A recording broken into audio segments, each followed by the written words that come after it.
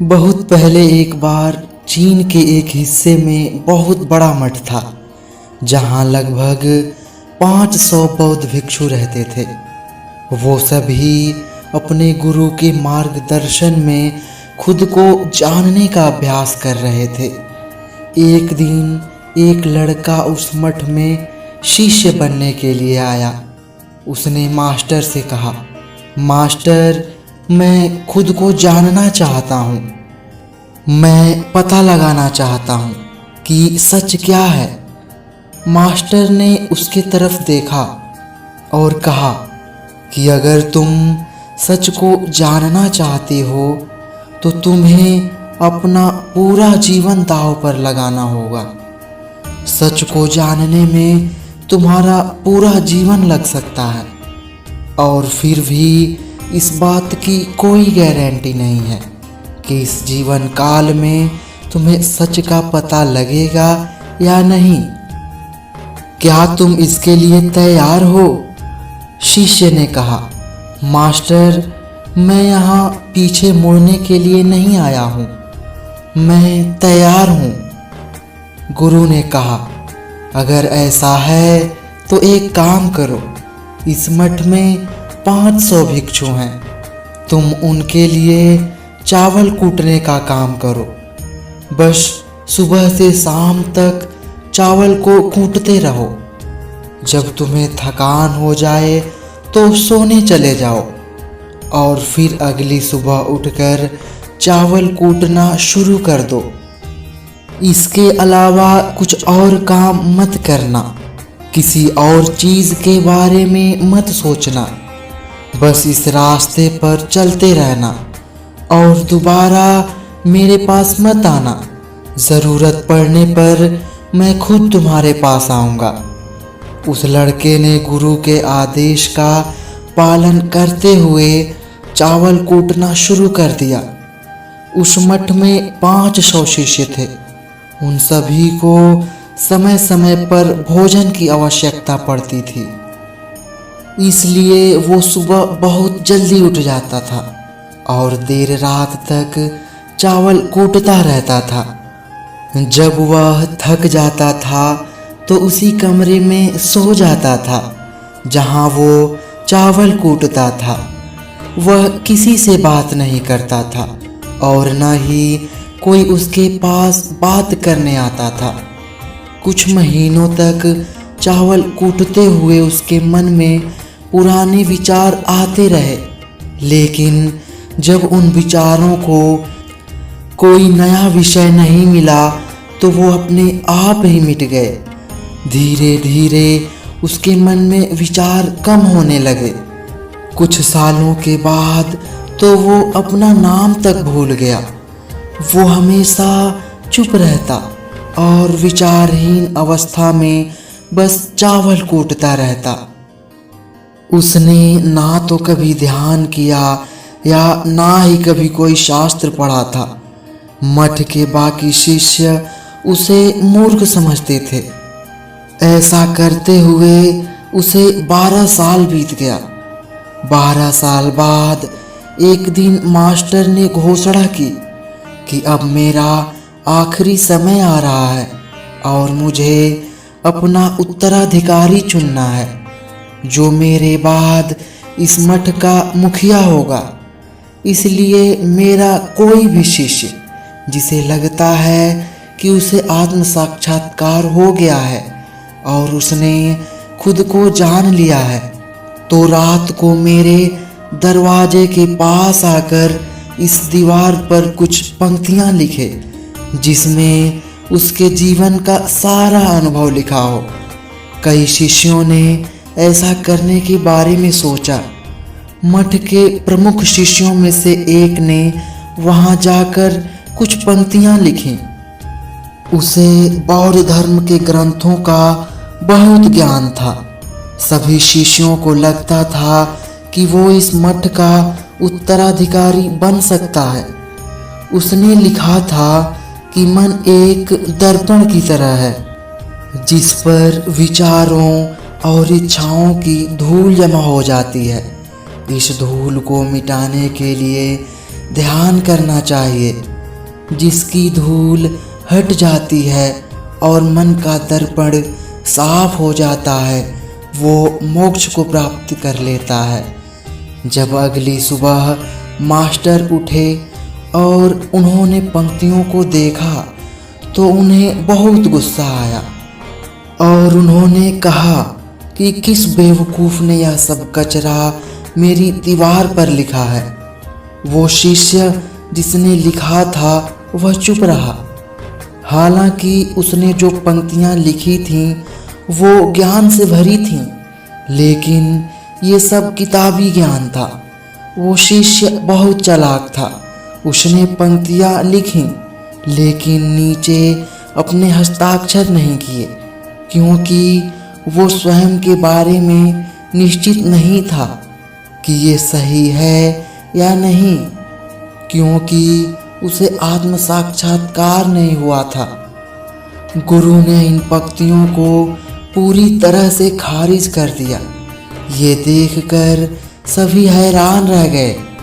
ये घटना पूरे मठ में चर्चा की विषय बन गई। इस विषय पर बात करते हुए दो शिष्य उस शिष्य के पास से गुजरे जो 12 साल पहले यहाँ आया था और दिन रात बस चावल कूटता रहता था। दोनों की चर्चा सुनकर वो धीरे से हंस पड़ा।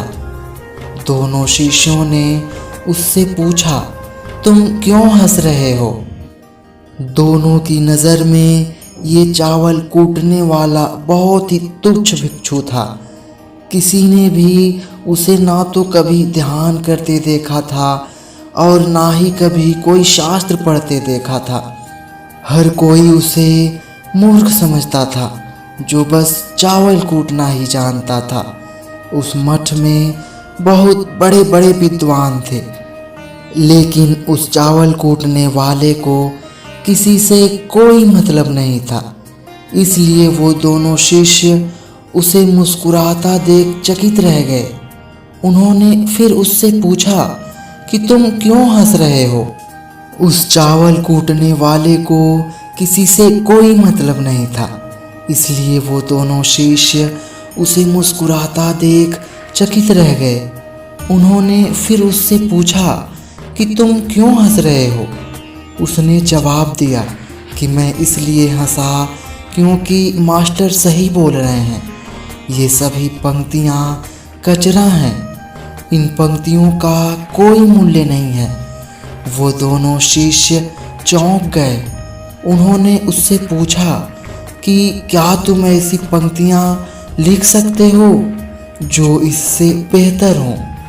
चावल कूटने वाले ने जवाब दिया, नहीं, क्योंकि मैं अनपढ़ हूँ, लेकिन हाँ, मैं कुछ पंक्तियाँ कह सकता हूँ और अगर तुम उन पंक्तियों को लिख सकते हो तो मैं तुम्हारे साथ जाने के लिए तैयार हूँ।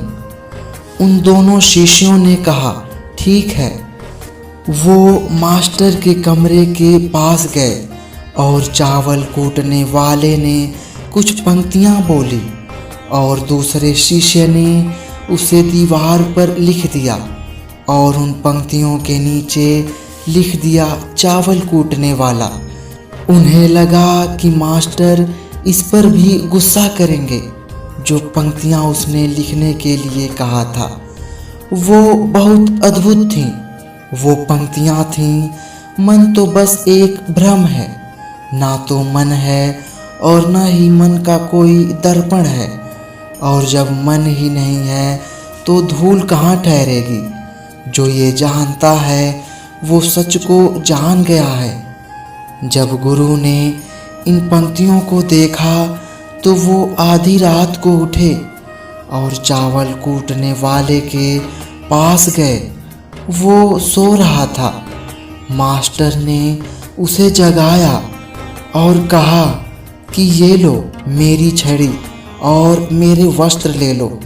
आज से तुम मेरे उत्तराधिकारी हो, लेकिन अभी इस मठ को छोड़कर चले जाओ, कहीं दूर चले जाओ, क्योंकि इस मठ में बहुत सारे विद्वान हैं जो खुद को तुमसे श्रेष्ठ मानते हैं। वो तुम्हें मार देंगे क्योंकि वो इस बात को बर्दाश्त नहीं कर सकते कि एक साधारण सा चावल कूटने वाला उनसे ज़्यादा विद्वान निकला। तुम्हें वो सारा ज्ञान हो गया है जो मुझे है, और तुम्हें ये केवल चावल कूटते कूटते हुआ है। और मुझे पता है कि तुम जहाँ भी जाओगे लोग तुम्हारे पास आने लगेंगे, क्योंकि जब कोई फूल खिलता है तो उसकी महक चारों तरफ फैलने लगती है। उसने अपने गुरु के पैर छुए और रात को ही वहाँ से चला गया। अगर हम अपनी ज़िंदगी में देखें तो पाएंगे कि बहुत से लोग सोचते हैं कि ध्यान केवल एक जगह बैठकर आंखें बंद करके ही किया जा सकता है, लेकिन हकीकत में ऐसा नहीं है। ध्यान तो चलते चलते भी किया जा सकता है या अपना कुछ काम करते हुए भी किया जा सकता है। असल में ध्यान का मतलब यह है कि आप जो भी काम कर रहे हैं उसे इतनी शिद्दत से करें कि आपको अपने शरीर का ख्याल ही ना रहे। बिल्कुल उस चावल कूटने वाले की तरह जो चावल कूटने में इतना मगन हो गया कि उसे खुद का ख्याल ही नहीं रहा। चावल कूटते हुए ही उसने आत्म साक्षात्कार प्राप्त कर लिया। इसी तरह ज़ेन का अर्थ है हर समय वर्तमान में रहना और कुछ नहीं सोचना, क्योंकि मन तब तक ही है जब तक विचार हैं। जब विचार नहीं रहेंगे तो मन भी गायब हो जाएगा, और जब मन नहीं रहेगा तभी तुम अपने आप को जान पाओगे। असल में हमें अपने वास्तविक स्वरूप को जानने के लिए कोई अन्य साधना करने की आवश्यकता नहीं है। हम जो कुछ भी कर रहे हैं बस उसमें हमें पूरी तरह से खो जाने की ज़रूरत है। अपने काम में इस तरह लीन हो जाओ कि आपका काम ही ध्यान बन जाए। तो दोस्तों, आशा करता हूँ ये वीडियो आपके लिए बहुत ही महत्वपूर्ण रहेगी। इस वीडियो को देख के आप अपने फोकस को बढ़ा पाओगे। तो मिलते हैं आपसे अगली वीडियो में। तब तक के लिए धन्यवाद। अपना ख्याल रखिएगा।